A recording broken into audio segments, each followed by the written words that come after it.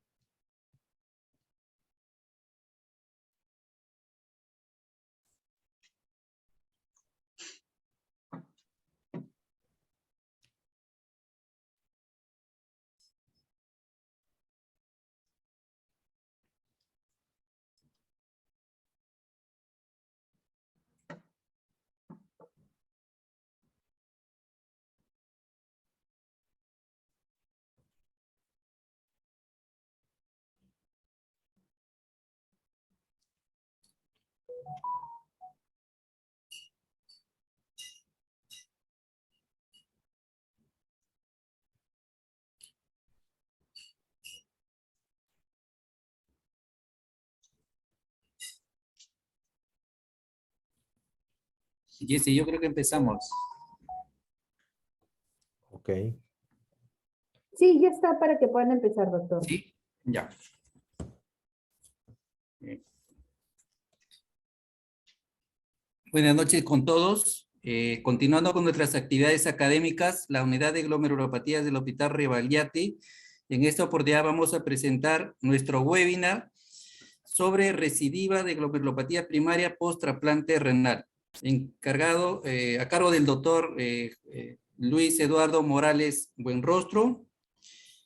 El doctor Luis Eduardo es médico especialista en medicina interna, nefrología, jefe del área de nefrología de trasplante en el Instituto Nacional de Ciencias Médicas y Nutrición Salvador Subirán, México, maestría en Ciencias Médicas con foco en Epidemiología Clínica por la Universidad Nacional Autónoma de México, doctor en Ciencias Médicas con foco en Inmunología del Trasplante de la Universidad Nacional Autónoma de México, profesor titular del curso de alta especialidad en nefrología del trasplante de la Universidad Nacional Autónoma de México.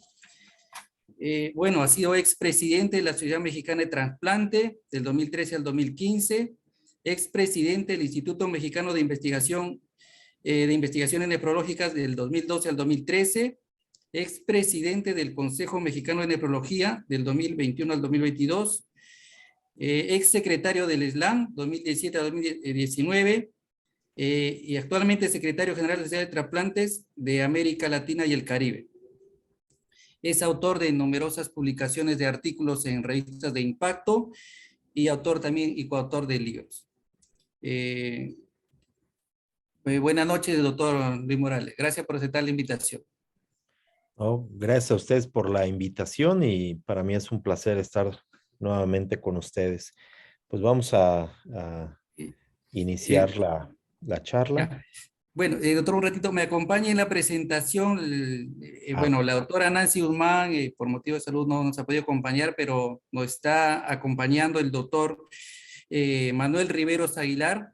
Él es médico nefrólogo del Hospital Rebagliati, coordinador de la unidad de trasplante de donante vivo del Hospital Rebagliati. Buenas noches, doctor Manuel Riveros. Gracias por... Buenas noches, doctor Alex, doctor Luis Eduardo Morales, muy buenas noches. Es un gusto para mí participar de este webinar de un tema tan importante y de tanta relevancia. Lo hemos escuchado usted anteriormente en algunas ponencias. Realmente es un honor para mí ser parte de este webinar. Gracias, Manuel. Las preguntas, por favor, escribir por el chat y serán formuladas al final de la presentación. Adelante, doctor Luis Morales. Gracias, doctor Riveros y doctor Torres. Vamos a dar inicio y pues les agradezco la invitación para estar aquí nuevamente con ustedes. Creo que para iniciar siempre es importante contextualizar qué representan las glomerulopatías en el contexto del paciente que llega a requerimiento dialítico. Y aquí en esta gráfica nos muestra en tercer lugar, y digo tercer lugar porque esta es la combinación de otras etiologías. Vemos en primer lugar diabetes, después hipertensión. Este es el combinado de todos, pero aquí tenemos glomerulopatías como tercera causa específica y después enfermedades poliquísticas, ¿no? Entonces, no es nada despreciable la frecuencia de glomerulopatías como causa de insuficiencia renal y por ende uno deberá tener un especial cuidado en la etapa post-trasplante porque siempre podemos tener posibilidad de recidiva.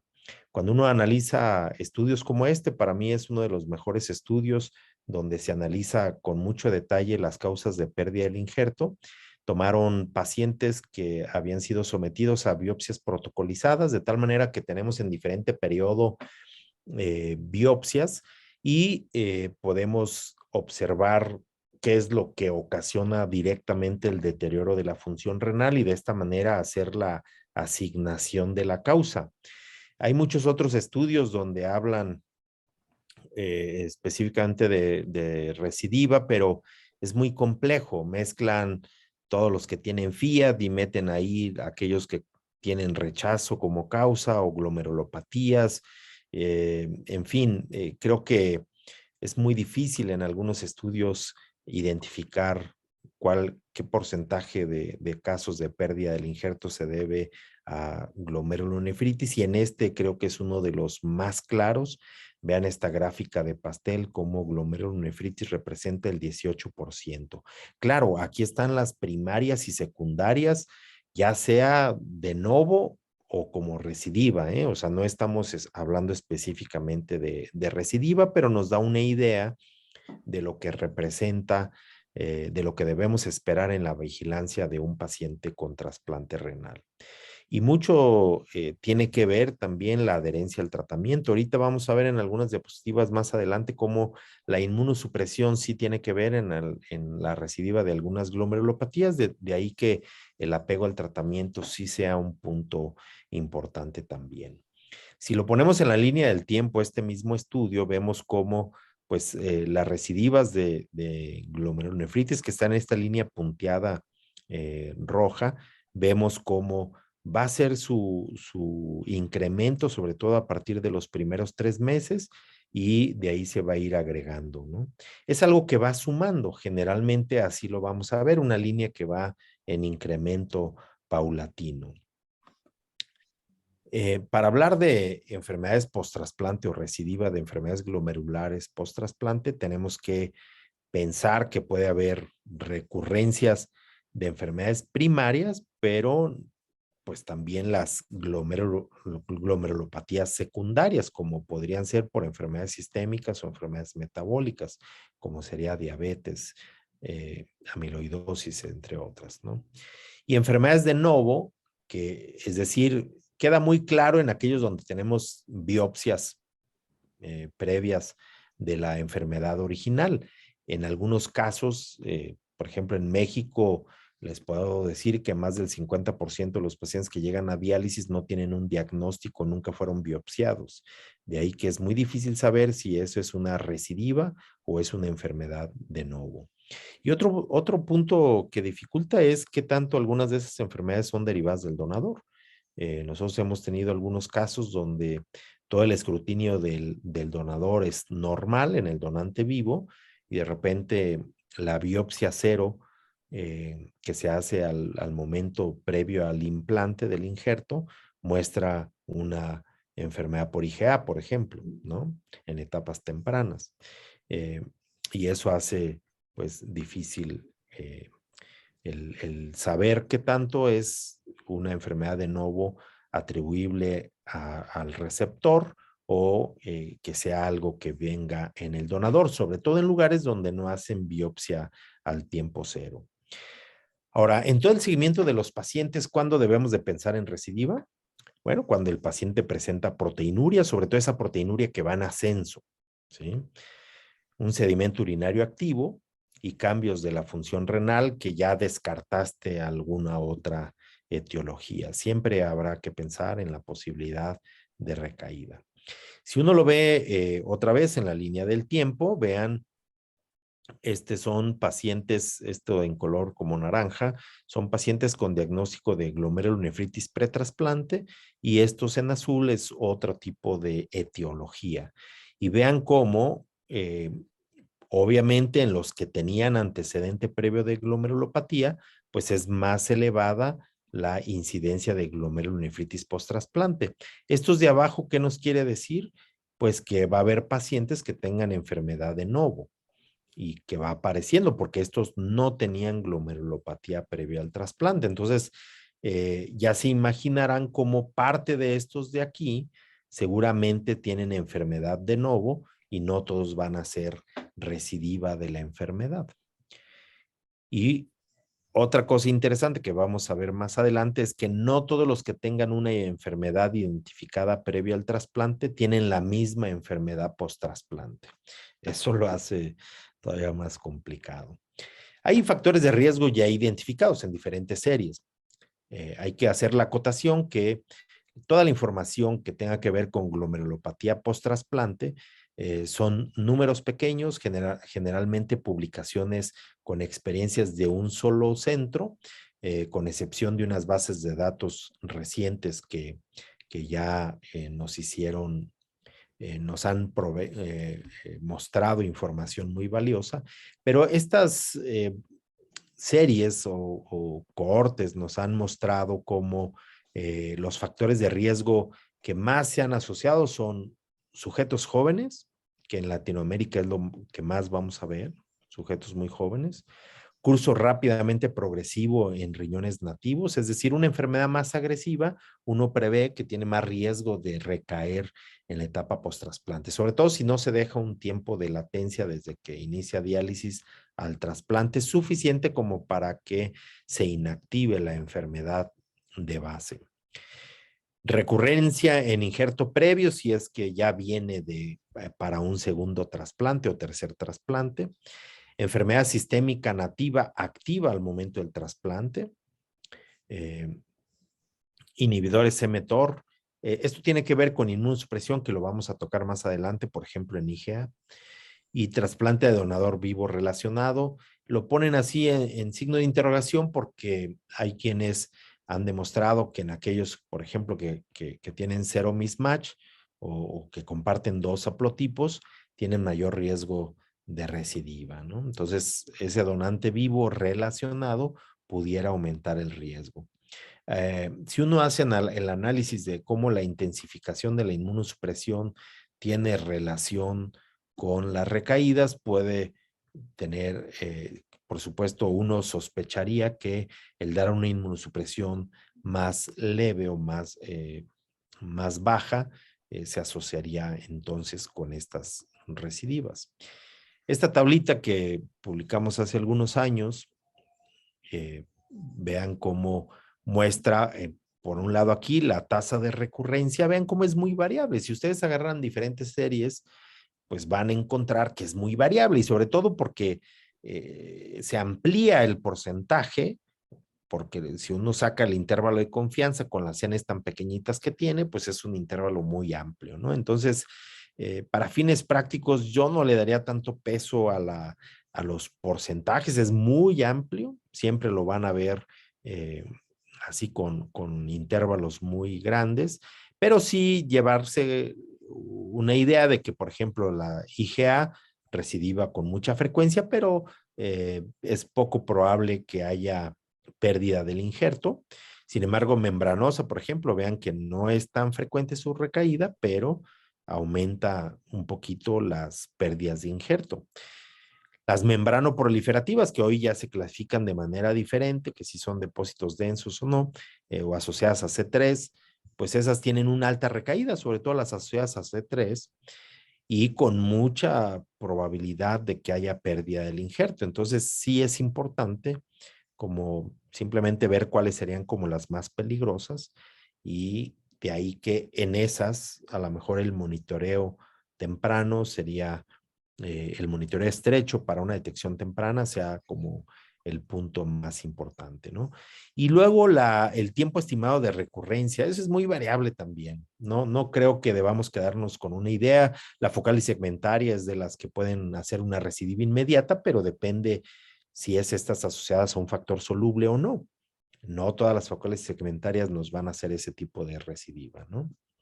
Por supuesto, esas que recidivan muy temprano son las que se pudieran beneficiar de plasmaféresis o inmunoabsorción, por ejemplo, ¿no?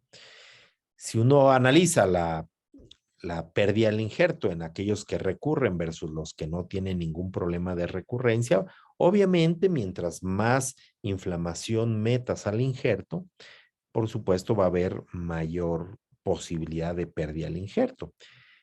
Claro que ahí tendrías que dar tratamiento, pero hay que recordar que no es como una glomerulopatía virgen a tratamiento. Aquí ya tienes triple droga.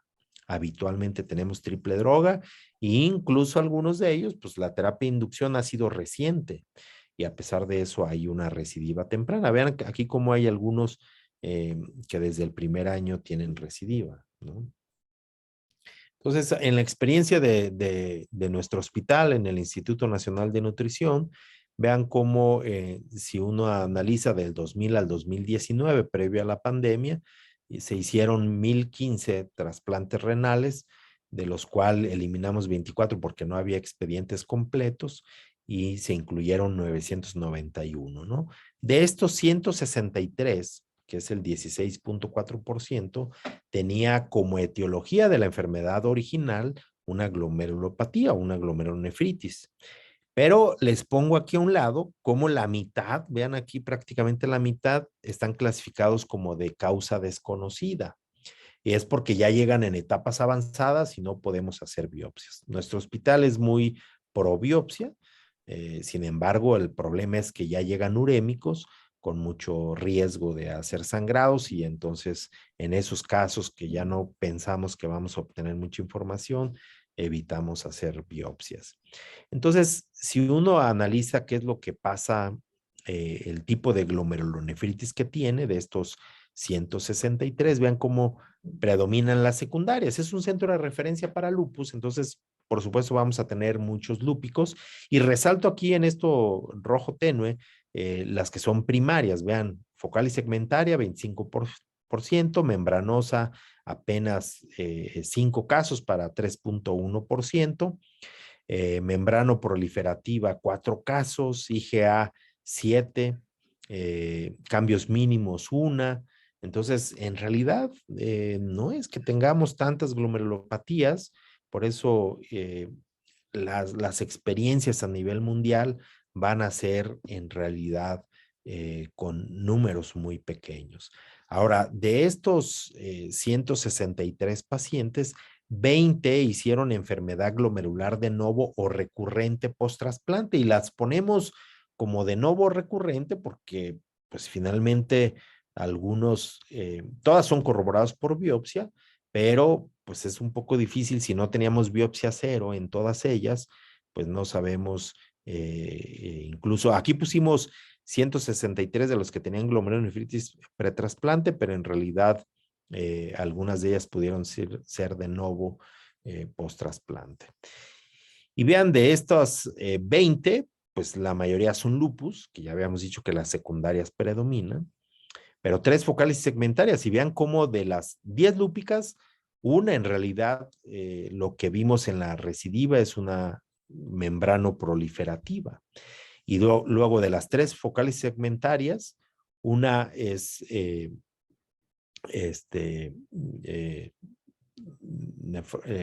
membrano proliferativa, un síndrome de Alport y esta nefropatía diabética, lo que hubo en las biopsias como explicación de la glomerulopatía. O sea, pues a final de cuentas, ninguna fue focal y segmentaria, y eso te hace pensar que, como lo vamos a ver más adelante, pues glomerulosclerosis focal y segmentaria luego es un patrón histológico. Pensar en primario ya es un poco difícil si no le haces en todos microscopía electrónica y les buscas dirigidamente si es primario o secundario, ¿no? Pero esto te deja muy claro eso, ¿no? En la recidiva lo que vemos es otra cosa. Seguramente esto fue la causa original. Si ya lo biopsias muy avanzado, todas estas te van a dar un patrón focal y segmentario. Y luego de 3 membranosas, vean cómo hay una nefropatía diabética y luego 2 membrano proliferativas. O sea, tampoco es que coincida la enfermedad original. De 2 IgAs, una fue IgA y la otra es una amiloidosis LEC2. De acá una vasculitis, acá es la recidiva una membrano proliferativa, ¿no? Y de estos 20, 4 tuvieron pérdida del injerto, 2 membrano proliferativas, una IgA y una no muy especificada, ¿no? Entonces, una manera de comparar sobrevida, si tú lo pones solamente en supervivencia, así como estos que luego lo vemos, tablitas de cuánto la supervivencia, 5, 10, 15 o 20 años, pues pareciera que que es muy buena sobrevida, pero siempre hay que poner un grupo control para que veamos en contexto cuál es.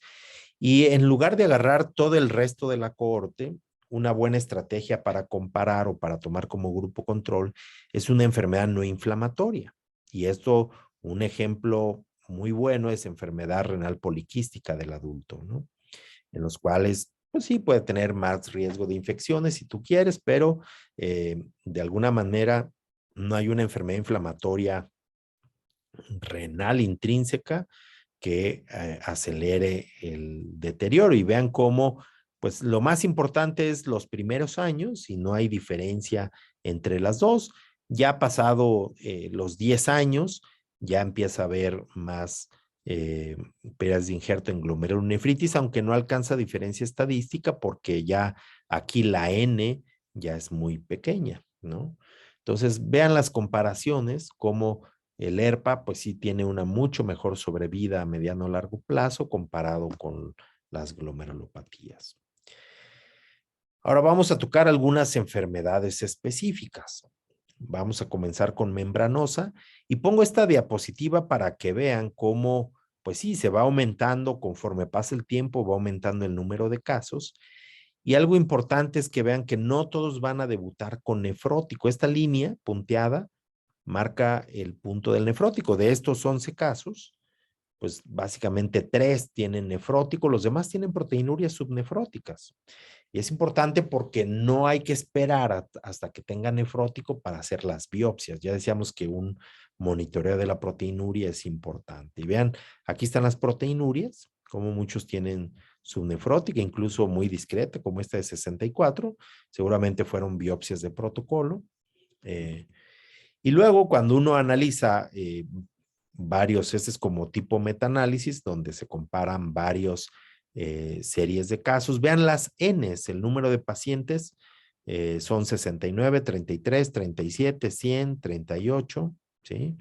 Y algo importante es, este es en membranosa, como de los que tenían PLA2R positivo, 10 de 17 con recurrencia tenían, es decir, sí hay un predominio de PLA2R en los que recidivan, aunque también hay casos positivos en los que no tienen recurrencia.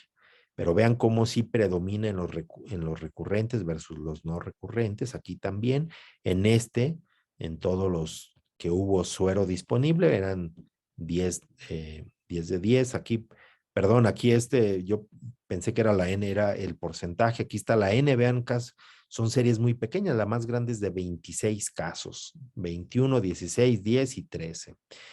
Y en este sí, hubo más en los que no tuvieron recurrencia, entonces tampoco es algo que yo creo que mucho tiene que ver el que tengas un método ya muy depurado para medir PLA2R. Acuérdense que ha habido problemas incluso de la marca del reactivo. Casi todos usan Euroinmun, que es la marca del ELISA, y es el que da mejores resultados, pero si tú usas otra marca, tu sensibilidad puede bajar, ¿no? Entonces, es algo a tomar en cuenta. Ahora, siempre debemos de descartar causas secundarias, como dicen las guías CADIGO, independientemente que sea primario o post-trasplante, siempre habrá que descartar neoplasias, infecciones virales como hepatitis B, C, VIH, sarcoidosis, drogas, que es algo que el trasplantado, si algo toma, es polifarmacia, ¿no? O sea, tiene múltiples medicamentos. Y bueno, pues otras enfermedades sistémicas, ¿no? Y vean cómo hay una buena correlación entre la proteinuria y el PLA2R, de tal manera que nos hace pensar que en el monitoreo post-trasplante puede ser una buena medida. Vean aquí, este es mayor de 3.5 gramos al día, vean cómo es los niveles más altos de PLA2R. Aquí son pacientes con recaída de membranosa, pero con proteinurias más leves, y aquí es entre 1 y 3 gramos, y aquí es menor de 1, y aquí es otras glomerulopatías. Entonces vean cómo sí hay una correlación. Aquí ya no se ve tanto, aquí más bien todos se concentran en rango nefrótico ya con títulos altos, pero esta de acá sí se ve claramente una buena correlación, ¿no? Obviamente ha habido otros antígenos involucrados y esto lo toco porque eventualmente pues, necesitamos tener buenos biomarcadores. Y la trombospondina, vean, es más o menos es responsable del 10% de las nefropatías membranosas idiopáticas que son negativas para APLA2R. Y el NEL1, pues en teoría hasta 16% de las membranosas negativas a APLA2R pudieran explicarse por NEL1, ¿no? Y existen otros antígenos como antinep, la IgG antinep, que están dirigidas a semaforina u otros antígenos intracelulares. Y entonces, incluso en las guías CADIGO dice, bueno, si el contexto clínico lo sugiere y tienes un biomarcador positivo, pudiera no ser necesario la confirmación por biopsia. Eso en el contexto de glomerulopatía primaria, pero en un paciente trasplantado son tan amplias las causas de proteinuria que yo jamás evitaría una biopsia, aunque tuviera el PLA2R, ¿no? Entonces, ¿cuándo deberías? Esto es todavía de las guías CADIGO. ¿Cuándo sí pensaría en hacer una biopsia a pesar de que tengo un PLA2R positivo, que sería estas de aquí? Bueno, cuando tienes un curso clínico inusual o cuando no responden a los inmunosupresores. Y hay que recordar que nuestros pacientes trasplantados tienen triple droga. Teóricamente no tendrían por qué prenderse o recidivar una membranosa. Entonces, por eso creo que pues, incluso apoyados en estos pudiéramos justificar una biopsia, ¿no? Y estos esquemas son padres, como ya sea que tuvieras conocida, que es un paciente con membranosa ya conocida, que PLA2R positivo, o que fuera desconocido, te dicen, bueno, mídele antes del trasplante. Si es positivo, ya sabes que es alta riesgo de recurrencia, hasta de un 50% la posibilidad de recurrencia cuando está positivo previo al trasplante. Si este es negativo, búscale en las biopsias históricas y si ahí en el tejido tenía PLA2R positivo, en el entendido que ya previo al trasplante es negativo, quiere decir que va para abajo, por así decir, y entonces el riesgo de recurrencia es bajo. Si siempre ha sido negativo, no te ayuda, porque a lo mejor es de esos que tienen biomarcador negativo y entonces el riesgo es mediano, ¿no? O sea, es un riesgo medio.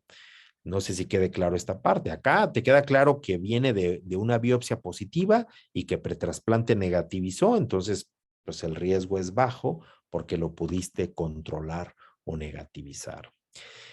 Pero para fines de cómo lo veo yo en el seguimiento de los pacientes en la consulta externa, pues ya sea biopsia por protocolo o si tienes una proteinuria muy pequeña, menor de 500 miligramos al día, pues vigilar.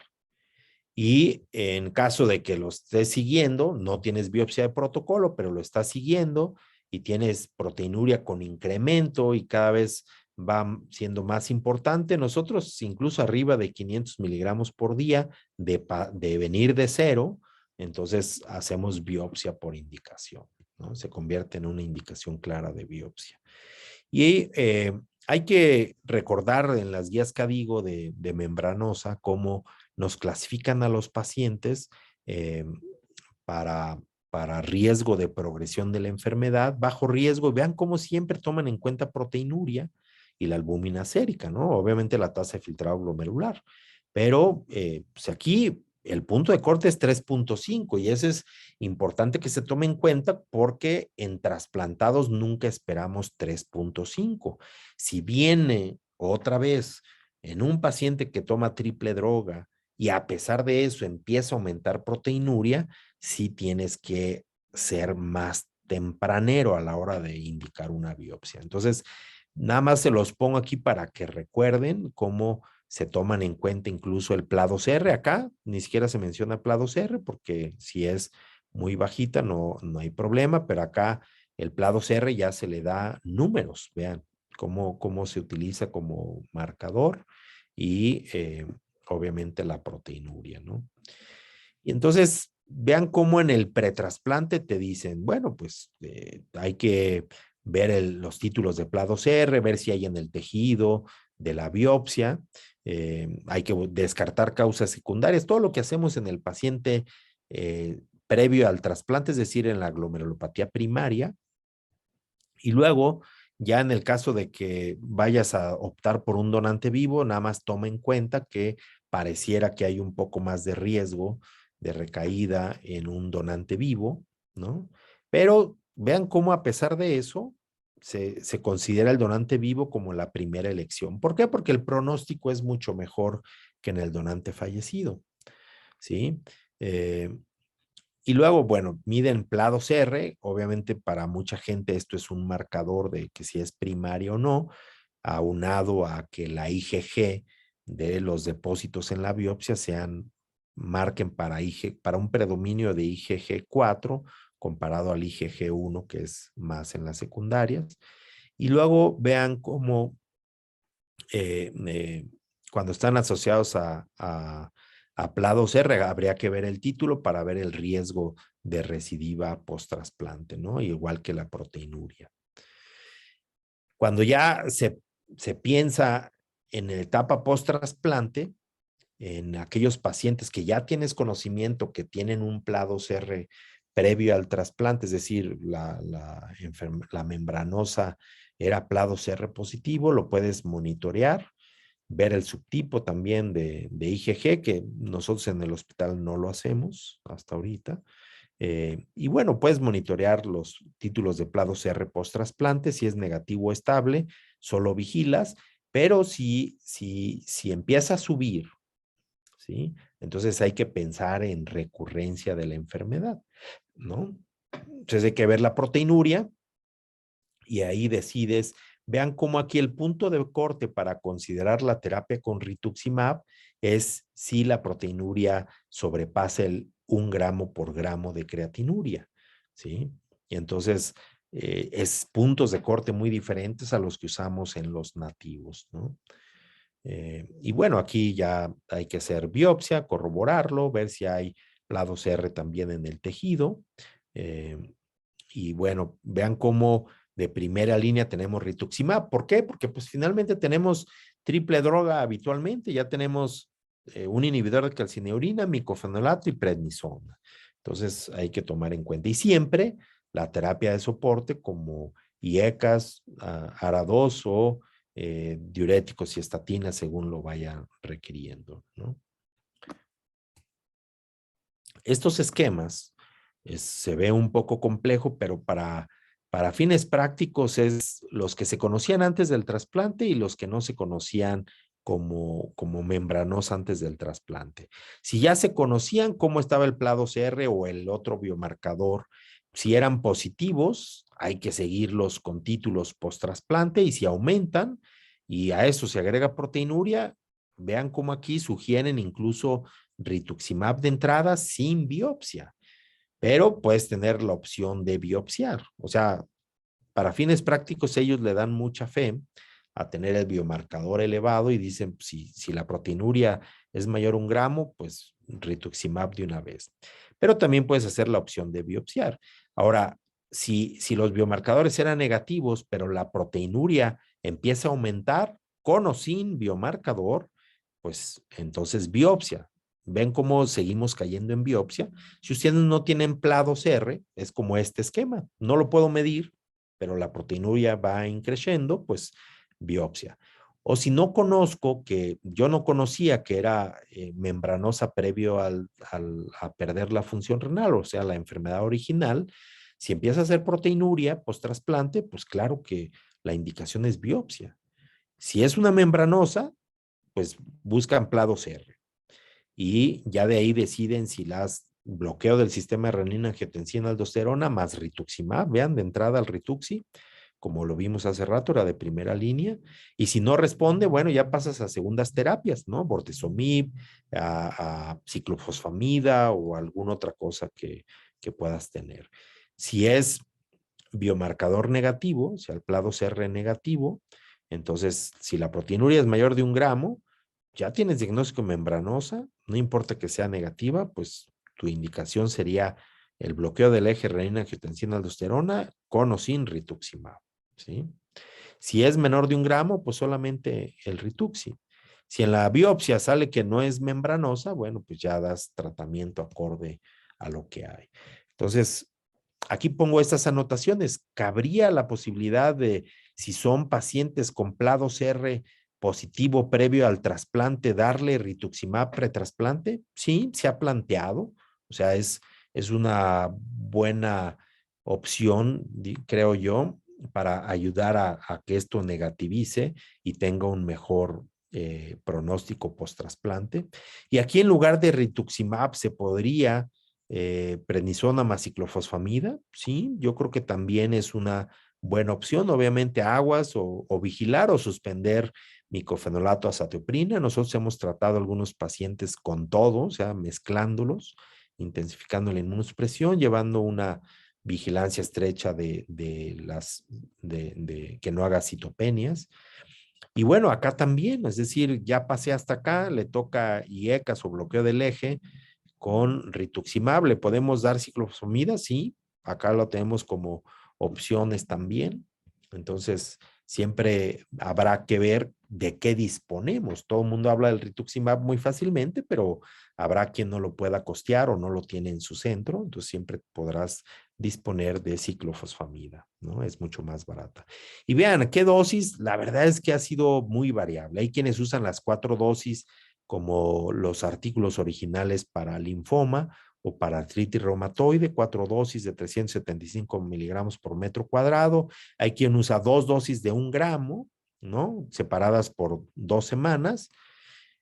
Y vean aquí 4 dosis de esta o 2 dosis de 1 gramo, 2 dosis de 375, una dosis única desde 100 a 1 gramo, con una mediana de 200 miligramos. Nosotros en trasplantados usamos 500 miligramos dosis fija, dosis única, y monitoreamos CD19. A la mayoría de autores no les gusta monitorear CD19 porque argumentan que no hay mucha correlación entre la depresión y respuesta al tratamiento, pero para nosotros ha sido una buena herramienta y en aras tampoco es que dispongamos de tantos recursos como para estar dándoles, imagínense así, cuatro dosis semanales de esto, lo que representa en costos, ¿no?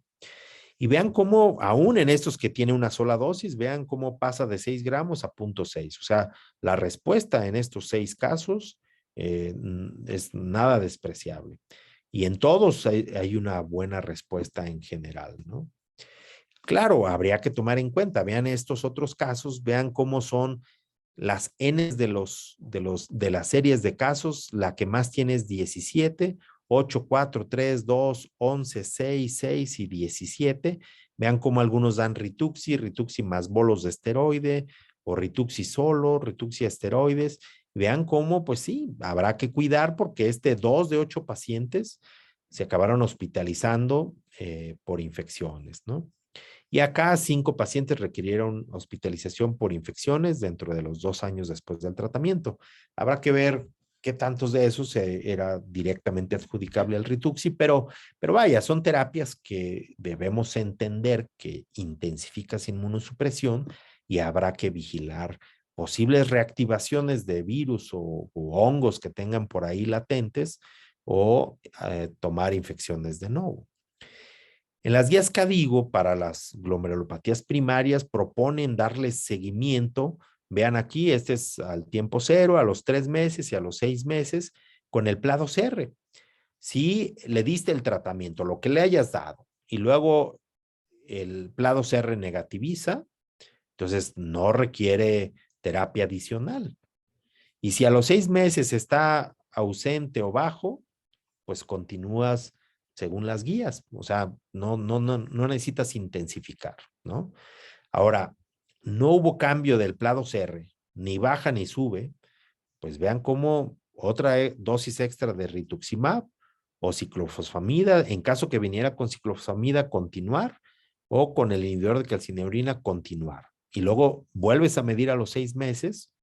Si hay un incremento, está estable o un ligero decremento, entonces habrá que agregar algún agente, ¿no? Si ya de plano se incrementó el PLA2R a pesar del tratamiento, vean cómo vuelves a dar otras dosis y si persiste con títulos altos, evaluarlo para tratamiento como algo resistente a los esquemas tradicionales. Entonces, ¿qué tenemos de opciones? Acuérdense que todos deberán de tener bloqueo del eje renina-angiotensina aldosterona para disminuir la proteinuria. Asegurar la adherencia al régimen inmunosupresor, monitorizando los niveles de tacrolimus y ciclosporina para que estén en niveles óptimos. Si la proteinuria es menor de 1 gramo, pues se recomienda básicamente con este tipo de manejo, ¿no? Si la proteinuria aumenta, pues ya ahí tú verás si das 1 o más dosis de rituximab. Aquí ponen como el esquema más favorecido en las otras análisis de la literatura, es 1 gramo el día 1 y 1 gramo en el día 15. Pero también puedes dar otros anti-CD20, los humanizados, plasmaféresis, ciclofosfamida, bortezomib o cualquier otro inhibidor de proteosomas como carfilzomib, o este anticuerpo anti-CD38 que le pega a las células plasmáticas como es el daratumumab. Entonces, tienes mucho de dónde tomar, pero vean cómo, pues aquí no aplica inhibidor de calcineurina porque pues tú das por hecho que la mayoría ya tiene y lo que sí haces es optimizarlo. Si venía con mTOR sin inhibidor de calcineurina, yo se lo quitaría y se lo cambiaría por un inhibidor de calcineurina como parte del manejo, quizás antes de pasar a todo esto, ¿no? Del rituximab. Ahora, focal y segmentaria, pues esto dificulta un poco lo que vimos hace rato en la serie del instituto, como las recidivas ni siquiera fueron de focal y segmentaria. Entonces eso hace pensar que al ser una lesión y no una enfermedad, muchos no las tenemos bien clasificadas previo a diálisis, pues, o sea, la enfermedad original. La recurrencia solo de las glomerulosclerosis primaria es una lesión de novo asociada a rechazo crónico, o sea, pueden ser primarias, secundarias, con una causa evidente o las típicas idiopáticas, ¿no? Se puede asociar al factor de permeabilidad, pueden tener una afección genética o secundarias a múltiples cosas como virus, drogas, etcétera, etcétera, ¿no? Y puede no ser fácilmente identificada por microscopía de luz o bioquímicamente. Entonces, en estas genéticas o las que tienen un factor soluble puede haber recidivas de hasta 70%. Y es que es muy variado. Vean cómo puede haber anormalidades de células T y B, que ahí el inmunosupresor puede ayudarte, pero puede estar el factor, el factor de permeabilidad o el factor soluble que le llaman muchos. La pura hiperfiltración puede ocasionarte un patrón en una biopsia, en un patrón de focal y segmentaria, pero no la enfermedad primaria. Y la toxicidad por inmunosupresores. Los inhibidores mTOR causan podocitopatías. Cuando empezábamos a usarlo, nosotros participábamos en el estudio CONVERT y muchos de nuestros pacientes empezaron a hacer proteinuria, les hacíamos biopsia con microscopía electrónica y muchos tenían daño a podocitos. De ahí que se vea como una causa directa de podocitopatía, ¿no? Claro, para que llegue a focal y segmentaria, tendrías que mantenerlo a pesar de la proteinuria. Generalmente vemos proteinuria, les cambiamos el mTOR, ¿no? Entonces, el daño puede ser primario o puede ser secundario y obviamente la participación de múltiples medicamentos que pueda reducir, por ejemplo, la cantidad de nefrina que haya y por ende causar este tipo de patrón o lesión característico de la biopsia. Entonces es importante dar asesoría a los pacientes de alto riesgo, sobre todo si tienen antecedentes caucásicos, son jóvenes menores de 15 años, van a ver cómo muchas de las series muestran niños, porque es donde vamos a ver más estos de recidiva con un patrón genético, ¿no? Evolución rápida, enfermedad renal crónica, nefrectomía del riñón nativo, resistencia a esteroides, albúmina baja al diagnóstico y al trasplante. Ya decíamos las formas más agresivas como proliferación mesangial, variedad colapsante, los que tienen este biomarcador, el SUPAR, en títulos urinarios altos, no en sangre, pero sí en orina, niveles elevados de anticuerpos anti-CD40 y CD80 en el riñón nativo, y bueno, muchos otros biomarcadores que la verdad es que no todos han demostrado utilidad. Y el problema de las pruebas genéticas pretrasplante es que no está disponible en todos los centros. Hay más de 50 genes que se han asociado a focal segmentaria y pues hay estudios que han mostrado muy baja recurrencia. Otros muestran alta recurrencia, baja recurrencia. Eso habla de la variabilidad y de qué tan selectivos seamos a la hora de elegir las focales segmentarias. Es decir, si buscas las formas primarias con microscopía electrónica o qué, o metes a todos los que tengan un patrón focal segmentario. Se sugiere realizar tipificación genética para pacientes con alto riesgo. Ya recordarán aquellos, sobre todo en raza negra, que tienen el APOL1, los donadores, entonces habría que checar eso también, ¿no? Y bueno, se han buscado varios biomarcadores. Aquí mencionamos unos previamente, pero todos estos se han mostrado en diferentes estudios, pero ninguno ha probado de manera inequívoca ser patogénico, o sea, que sea el causante, ¿no? Y vean un ejemplo, este es el SUPAR. Vean cómo esto en color más oscuro es su nivel en sangre y esto en gris claro es el nivel en orina. Y vean cómo, pues en sangre no hay diferencia entre los que no hay, este es el grupo de no recidiva post-trasplante y este es de los que tienen recidiva post-trasplante. No hay diferencia, pero en el urinario vean cómo es mayor la concentración en el grupo de pacientes con recidiva. Pero el punto es ese, que no es como consistente y en otras glomerulopatías no se ve diferencia, ¿no? Entonces, hay que hacer nefrectomía en pacientes con focal segmentaria. Pues el mayor pico de recurrencia es en las primeras semanas post-trasplante, sobre todo estos que tienen SUPAR o factor soluble. Habrá que vigilar estrechamente y más bien actuar con rapidez. Se ha realizado nefrectomía en niños que tienen hipoalbuminemia refractaria, pero con fines de tenerlos en condiciones óptimas para fines del trasplante, no como para evitar una recaída, ¿no? En adultos, la nefrectomía se ha asociado a mayor riesgo de recurrencia, entonces la mayor parte de los centros ya no lo recomiendan. Tampoco debe retrasar un trasplante anticipado, es decir, ya lo planeas meter, pues dale bloqueo, hazle alguna otra cosa, pero no vas a esperarte a hacerle la nefrectomía cuando tienes ya todo listo para un trasplante. Te ayuda mucho el inhibidor de calcineurina y el evento isquémico peritrasplante para que estas hipotensiones y demás que ayudan a que los riñones que ya están con mucho daño y que ya requiere diálisis, pues reduzca aún más su función.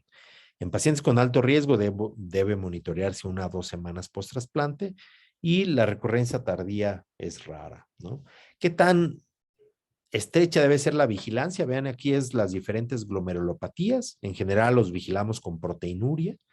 Acá también se vigilan con microhematuria, o sea, el general de orina y medición de proteínas sería suficiente. Hay quienes les gusta monitorearlo con el general de orina, no te detecta microalbuminuria, pero lo clínicamente importante para glomerulopatías es cuando ya tienes macroalbuminuria, entonces arriba de 300 ya la marca el ego y perfectamente puedes ya ahora sí pedir una albuminuria, ¿no? Entonces, vean cómo puede ser diaria por la primera semana, semanalmente las siguientes 4 semanas y cada 3 meses por 1 año, ¿no? Y después anualmente.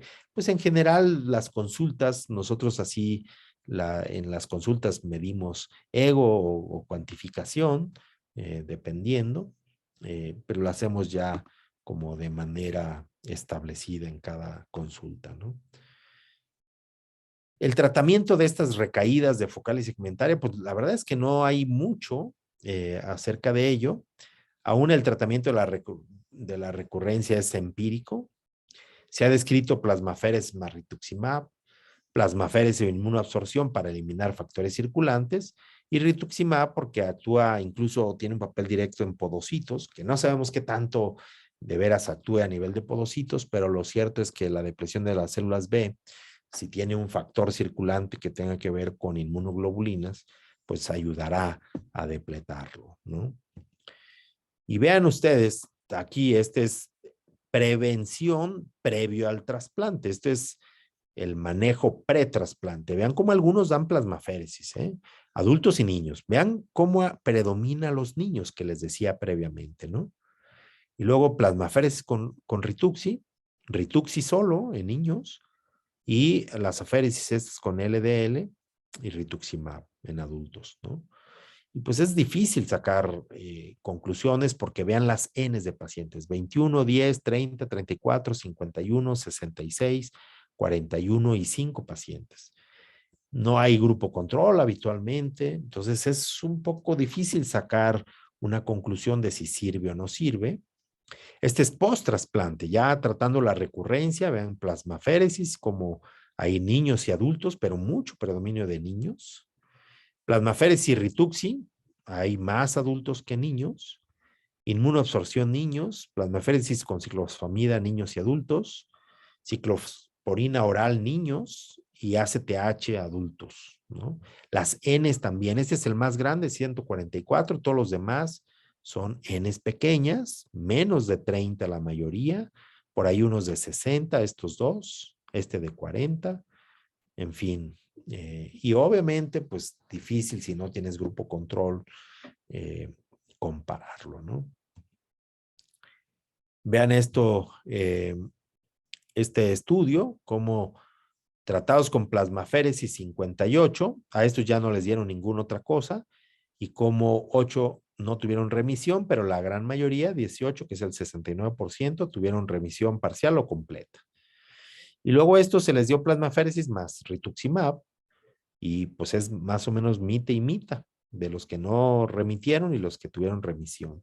Y estos tratados solo con rituximab, que fueron 3, ¿no? Entonces, vean cómo respuestas parciales, completas y no remisión, pues más o menos parecida. De hecho, las completas es lo menos que observamos.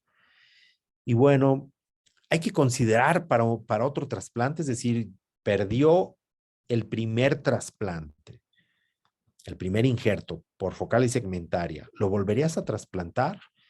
Vean aquí, el riesgo de recurrencia se incrementa hasta un 80% en el segundo trasplante. Este segundo trasplante pues siempre ha sido motivo de debate, pero la cohorte Tango, en pacientes que tuvieron recurrencia en el primer injerto, no tuvieron necesariamente recurrencia en el segundo, o se pudo, a pesar de la recurrencia, tener recurrencia parcial o completa.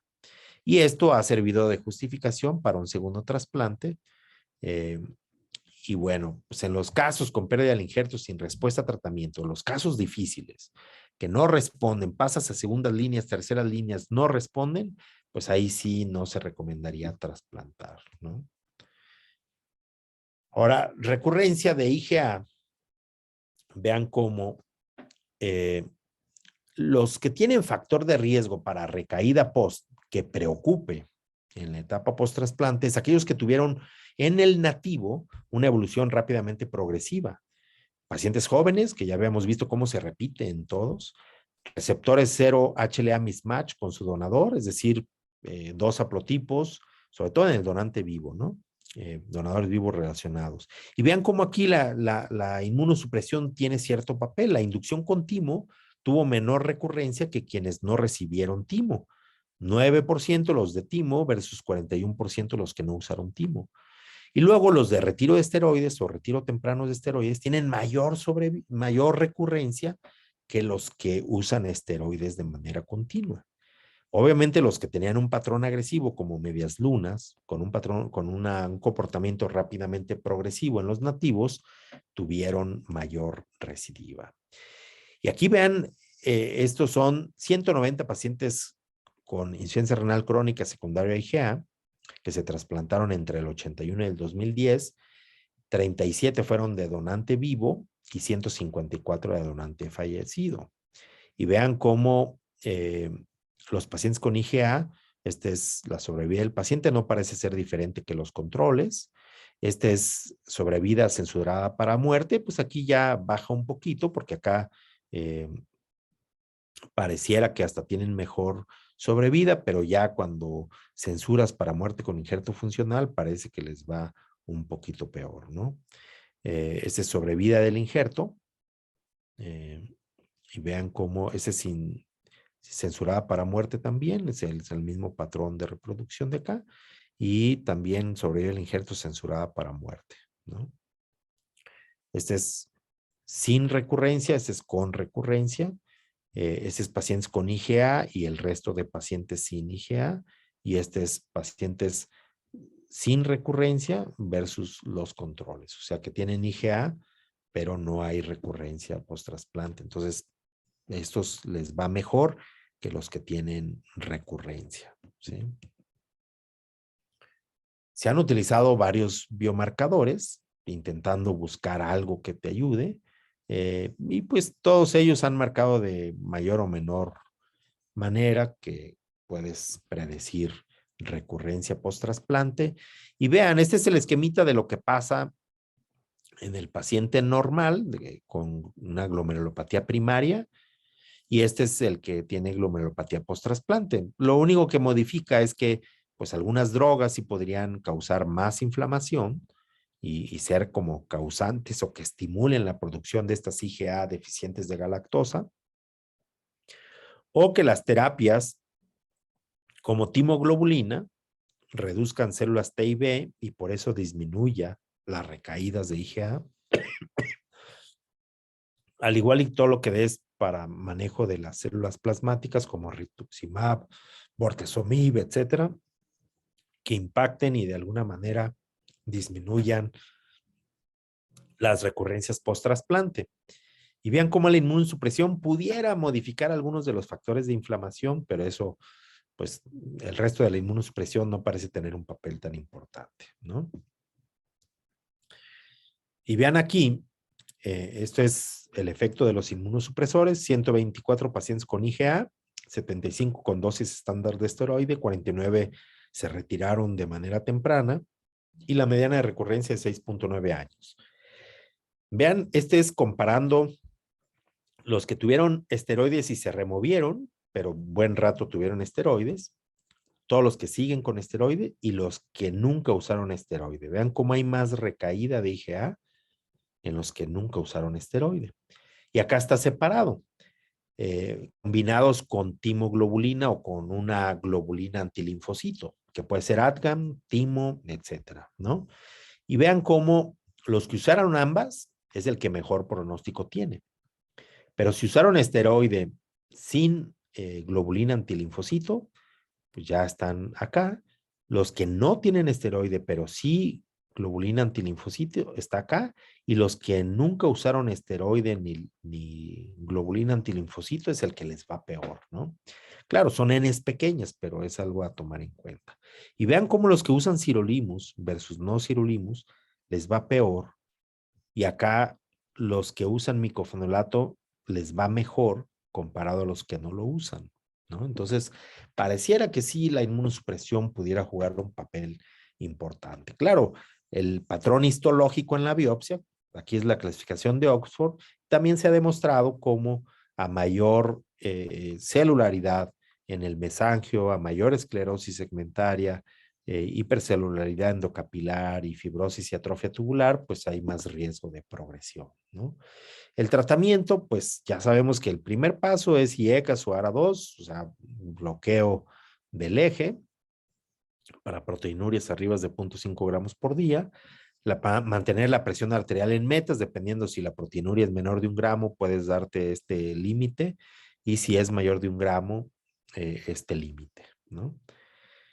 Y ya de ahí se han probado, pues, darles esteroide, aceite de pescado, rituximab. No ha demostrado beneficio en nativos el rituxi, pero pues en post-trasplante habrá que ver. Y bueno, cuando hay medias lunas que sugieren una vasculitis asociada a IgA o una evolución rápidamente progresiva, claro, pues eres más agresivos, hasta plasmaféresis se han otorgado. Son pocos los casos y por eso no es algo que pudieras recomendar de manera sistemática. Y bueno, se han intentado otras cosas que la verdad no es algo que se acepte de manera estándar. Y el estudio Tango, que es un estudio, aquí ponemos este reporte del estudio Tango, estudio multicéntrico internacional, incluye 16 centros en Europa, Norteamérica y Sudamérica.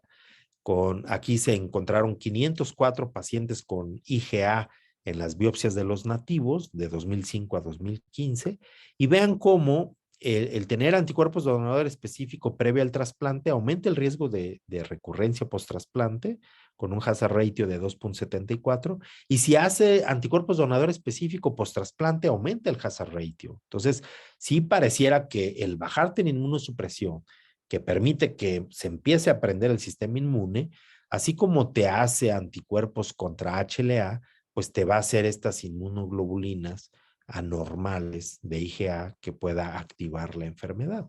Y vean las sobrevidas. Lo malo es que no tenemos grupo control, pero pues no son malas las sobrevidas, tomando en cuenta que tiene una glomerulopatía primaria, ¿no?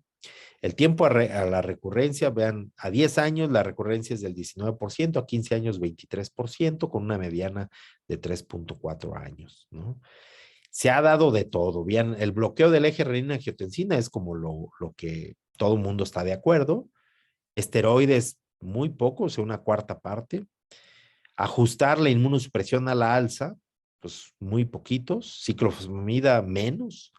Y algunos hasta sin tratamiento, ¿no? Pues en conclusión, la recurrencia de glomerulonefritis post-trasplante es baja. Las biopsias de protocolo ayudan a detección temprana. Ante un incremento de proteinuria deberá hacerse biopsia. El tratamiento de glomerulonefritis post-trasplante se basa en la experiencia del tratamiento de las primarias, obviamente teniendo en cuenta que es un paciente que ya toma triple droga y que deberíamos actuar como un poco más agresivos en muchas de las ocasiones.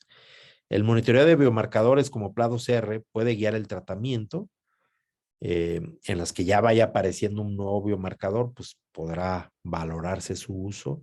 Y la estratificación del riesgo con todas las escalas que hay, pues puede ser fundamental para elegir qué pacientes sí vamos a tratar y qué tan agresivos vamos a hacer, ¿no? Entonces, les quiero dejar la invitación de nuestro congreso, el 24 Congreso Nacional de la Sociedad Mexicana de Trasplantes, que va a ser del 28 de septiembre al 1 de octubre. Va a ser en formato híbrido. Pueden buscar la página de la Sociedad Mexicana de Trasplantes para mayor información. Y bueno, aquí está mi correo electrónico por si alguien quiere explorar alguna duda que no haya quedado clara en la sesión de preguntas. Voy a dejar de compartir para que podamos tener la sesión de preguntas.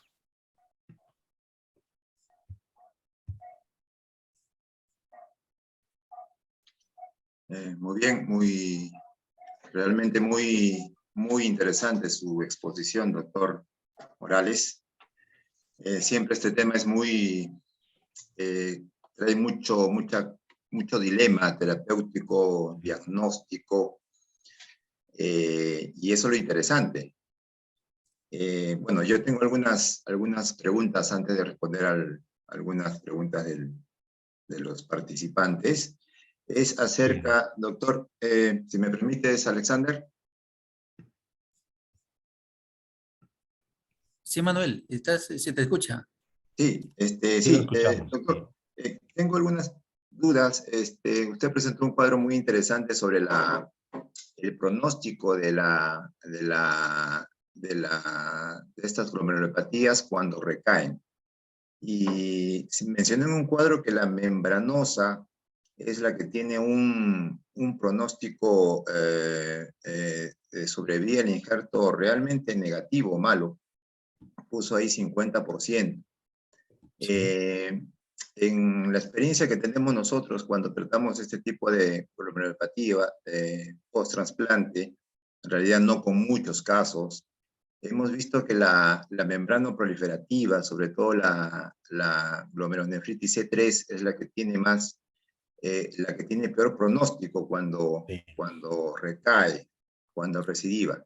Y la membranosa, en los casos que hemos visto, tienen parcialmente buen pronóstico, digámoslo así, con el tratamiento con rituximab, y en muchos casos hay una respuesta completa al tratamiento.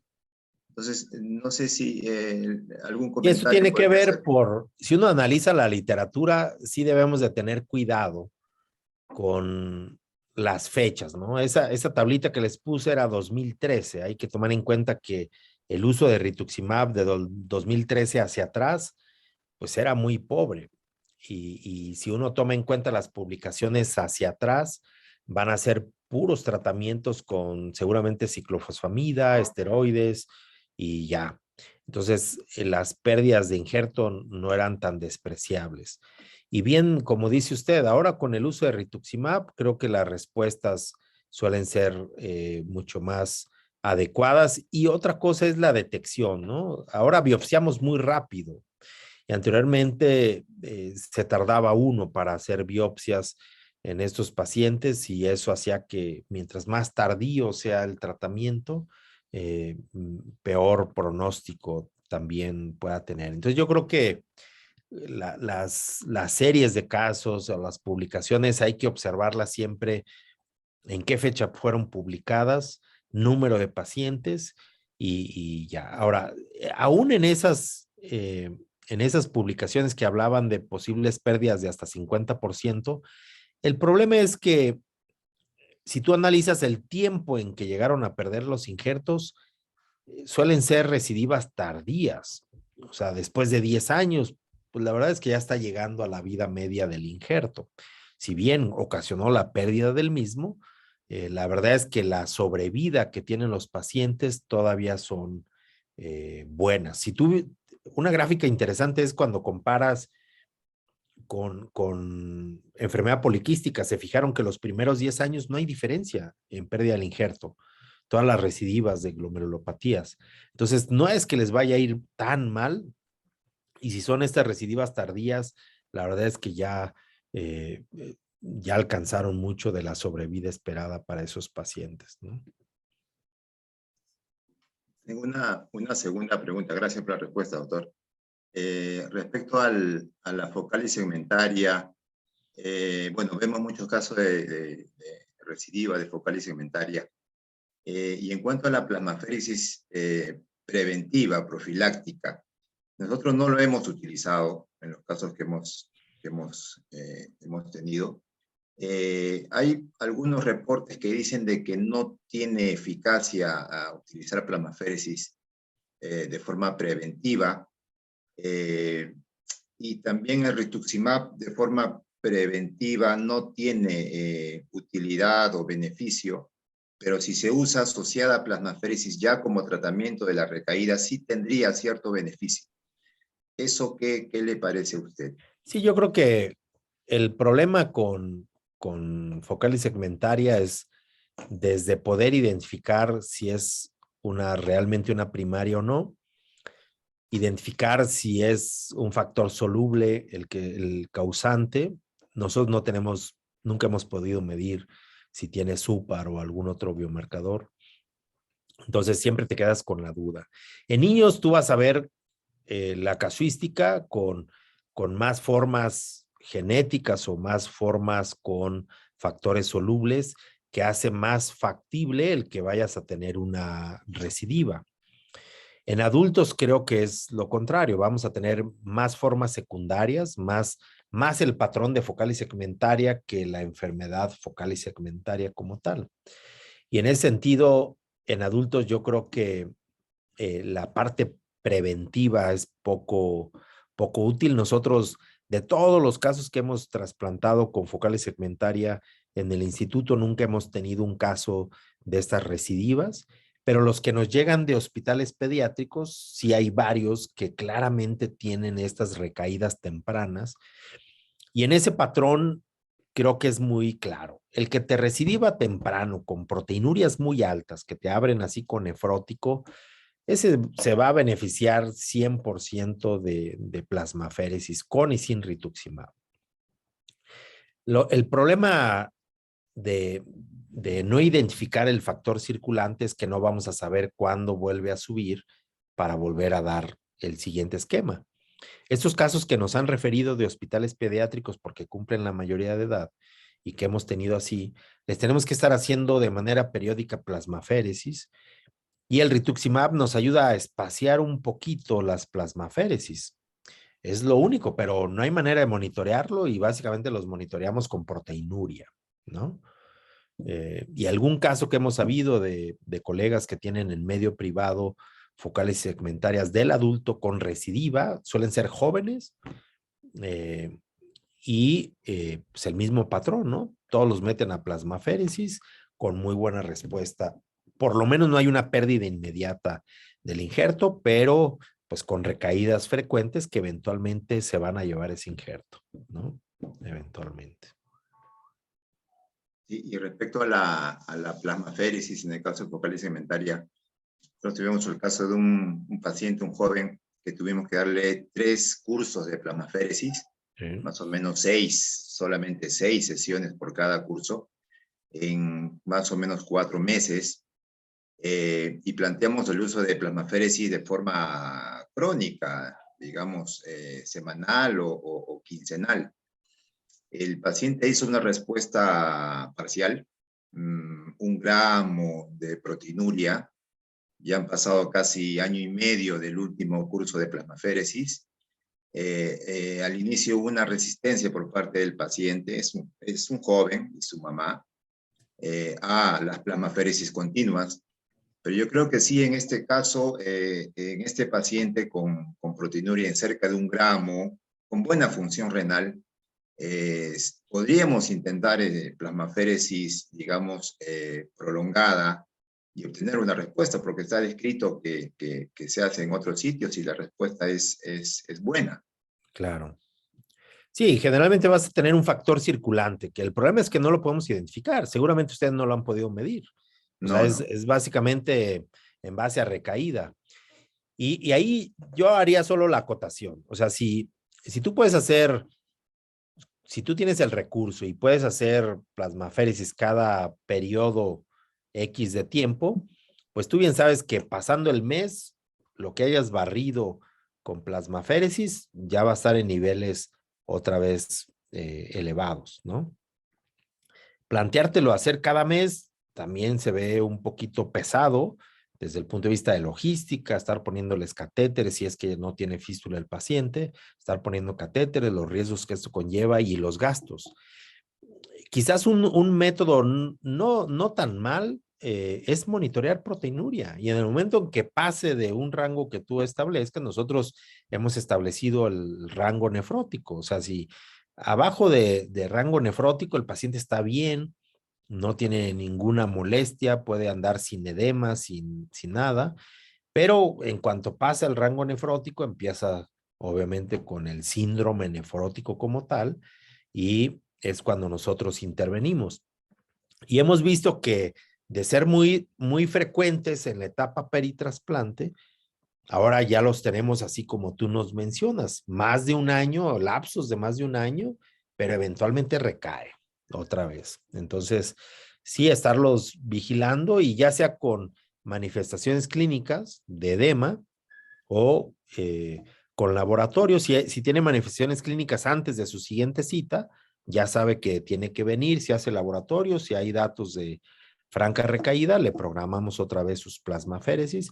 Y el rituximab, ahí la ventaja de combinarle el rituximab es que no sabemos qué tanto sea un daño mediado inmunológicamente o supuesta acción sobre los podocitos que hace que se haga más espaciado por lo menos las recaídas.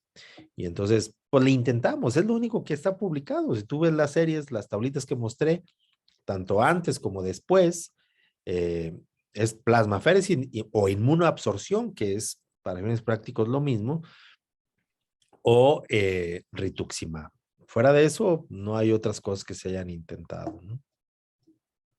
Alex, ¿tienes alguna pregunta del público?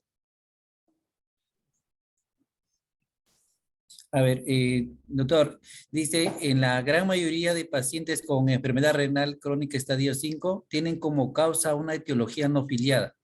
¿Recomendaría una biopsia de protocolo antes del año de trasplante en aquellos pacientes cuya etiología de falla renal es desconocida? Sí, las biopsias de protocolo son muy útiles. Nosotros hacemos al 3er mes y al año. Y obviamente siempre hacemos al momento del implante. Esto nos ha permitido identificar desde rechazos, enfermedad por BK, por virus BK y otras alteraciones. Entonces, de que lo recomendamos, no solamente para recidivas de glomerulopatías, sino poder identificar de manera temprana otras enfermedades y otras cuestiones que sí pueden ameritar un manejo o cambiar el tratamiento. Entonces, no lo dejen tan descartado la necesidad de una biopsia protocolizada, ¿no? Me gustó lo que usted dijo de que ustedes son pro biopsia. En realidad yo también considero de que en nuestro hospital debemos hacer más biopsias, sobre todo algunos grupos de pacientes. Usted mencionó que casi un 50% de sus pacientes tienen una causa no afiliada de enfermedad renal crónica. Nosotros diríamos más o menos un 25% a 30% tal vez de RC de causa no afiliada. Y eso podría meritar que hagamos biopsia, sobre todo en pacientes que ya nos vienen de otros hospitales ya dializando, y los vamos a trasplantar. Son trasplantados y tal vez en esos pacientes, y muchos jóvenes inclusive, es importante hacer una biopsia, hacer biopsias de protocolo. Sí, correcto. Hay otra pregunta, doctor. Dice, buenas noches, muy buena la ponencia. ¿Qué tipo de esquema suele usar su centro para el uso de rituximab? En la etapa previo a trasplante en glomerulopatías primarias, utilizan 2 dosis separadas por 15 días, 375 miligramos por metro cuadrado de superficie. Nosotros en la etapa post-trasplante solemos usar dosis única de 500 miligramos, ¿no? Hay que tomar en cuenta que son pacientes ya con mucha inmunosupresión y lo que hacemos siempre en estos casos es ajustar a la alza la inmunosupresión, tener la dosis de micofenolato que mejor toleren. Es que lo que vemos en nuestro país, no sé si es también la comida súper condimentada que les hace tener unas molestias gastrointestinales muy frecuentes. La dosis que la mayoría de nuestros pacientes toleran es 500 miligramos de micofenolato cada 12 horas. Si le quieres subir, generalmente hay manifestaciones gastrointestinales, pero hacemos la prueba de subirlos por lo menos a 1,5 gramos al día y tener dosis un poquito por encima de 8 nanogramos por mililitro de tacrolimus para además de los 500 miligramos de rituximab, ¿no? Y estamos monitoreando para virus BK y otras cosas cuando intensificamos, básicamente, ¿no?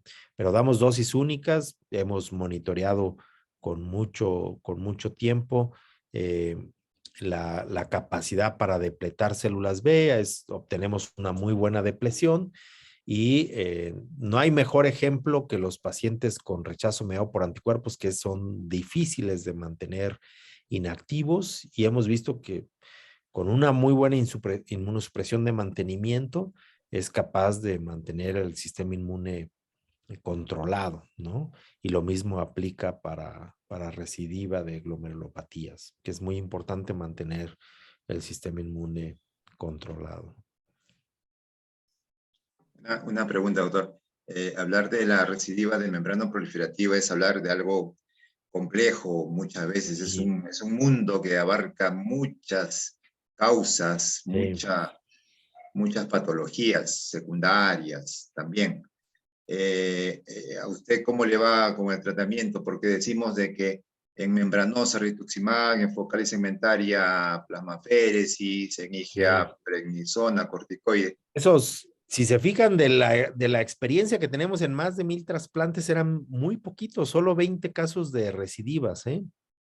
Y de esos hay 2 con patrón membrano proliferativo, pero no necesariamente con estos de C3. Hasta ahorita yo tengo un paciente privado con una recidiva de C3 y las recaídas son agresivas, o sea, en menos de una semana de empezar con microhematuria, con macrohematuria, y empieza a elevar creatinina, en una semana está en anuria y con hematuria franca, ¿sí? Y entonces, eso ha sido porque le bajamos el micofenolato debido a que es alto riesgo para CMV, se infecta CMV y entonces con el valganciclovir pues, hacen citopenias, la combinación de micofenolato, valganciclovir, hacía citopenias, le bajábamos el micofenolato y hacía unas recaídas, van 2 recaídas que hace, pero es plasmaféresis inmediata y el paciente está en su creatinina basal. O sea, de estar en anuria, hay una respuesta espectacular. Y a subirte con el micofenolato. O sea, no, el tacrolimus no lo protege, el micofenolato es el que lo mantiene de alguna manera. Y desde la etapa prediálisis, cuando era la enfermedad original, lo que mejor respondía era con el micofenolato. Pero post-trasplante ha sido unas recaídas tremendas, ¿no? Las asociadas a C3.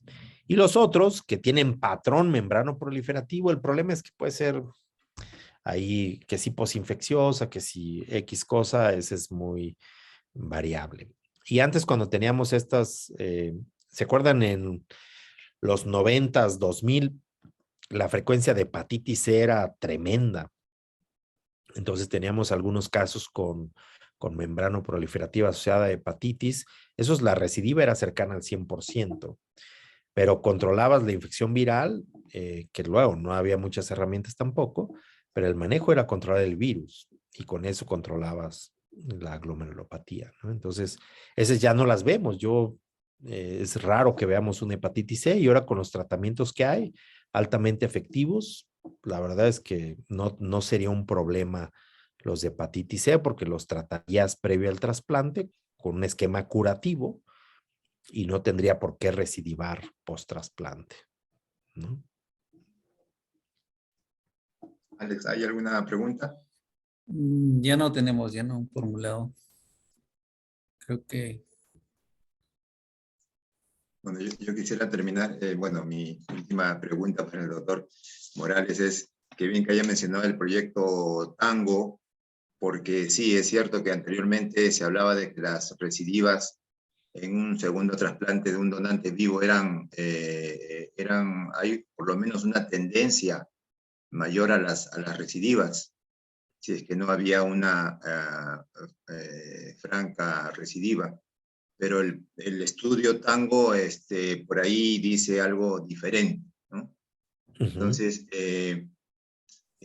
nosotros que estamos impulsando el tema de trasplante de donante vivo, también tenemos en cuenta ese tema.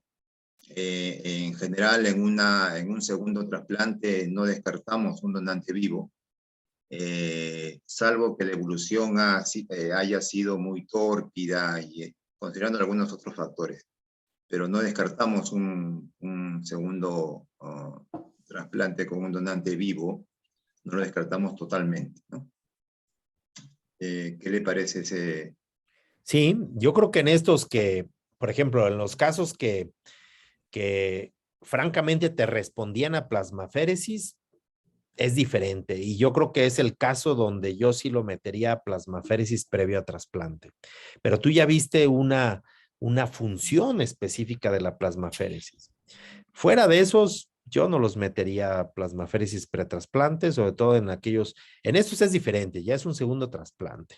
Pero si respondió previamente, sí. Si no respondió a plasmaféresis, debe ser algún otro factor que difícilmente vas a remover con plasmaféresis, y entonces no tendría mucho sentido meterlo a plasmaféresis, ¿no? A menos que la indicación sea anticuerpos anti-HLA, ¿no? Muy bien, muchas gracias. Alex. sí, nada, pues ya no hay más preguntas acá. Bueno, yo agradezco a la participación del doctor Morales. Realmente ha sido una charla muy interesante, muy productiva esta noche por el tema tan Luego interesante. acabamos No, haciendo nos quedaríamos toda la comentarios muy noche. anecdóticos porque hay poca evidencia, pero creo que es Sí. importante también mencionar lo difícil que ha sido a lo largo de los años, los que nos dedicamos a trasplantes, pues tomar decisiones, ¿no? Buscas literatura y pequeñas series de casos y pues lo que usa fulano, perengano, Usamos también lo eso adoptas. nomás. Sí, Adoptas así es. esquemas como lo que nos preguntaban, ¿y ustedes cuánto usan de Rituxi? Pues es un poco experiencia local, pero basados en gente que ha publicado. Se fijaron ese autor que les señalé, que utilizan desde 100 miligramos hasta 1 gramo. Pues cada quien hace su propia experiencia porque la evidencia es pobre. Entonces, en vez de usar un patrón único, pues cada quien como que le va manipulando, pues por disponibilidad de recursos y eso, pero vean lo difícil que es enfrentar a veces casos con recidivas. Nos decía usted, luego tenemos casos difíciles, pues sí, a todos nos cuesta mucho trabajo. Imagínense un paciente joven, 19 años, que te recidive con una elevación de creatinina, proteinuria de 7, 8 gramos, pues claro que todo el mundo se asusta y qué explicación le das a la familia, pues, ¿no? Yes. Al donador que le acabas de quitar el riñón y ya tu paciente al mes ya está con problemas.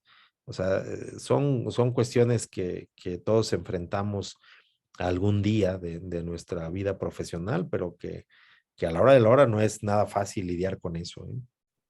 Así es. Sí. Muy bien, muchas gracias por su ponencia. No, Muchísimas pues, gracias, a doctor. ustedes por la invitación. Muchas gracias, doctor. Muchas gracias. Muchas gracias, Manuel, también. Ah, Buenas gracias, noches, Alex. doctor. Hasta Gracias, luego. gracias. Buenas Hasta luego, noches. Norma. Hasta luego.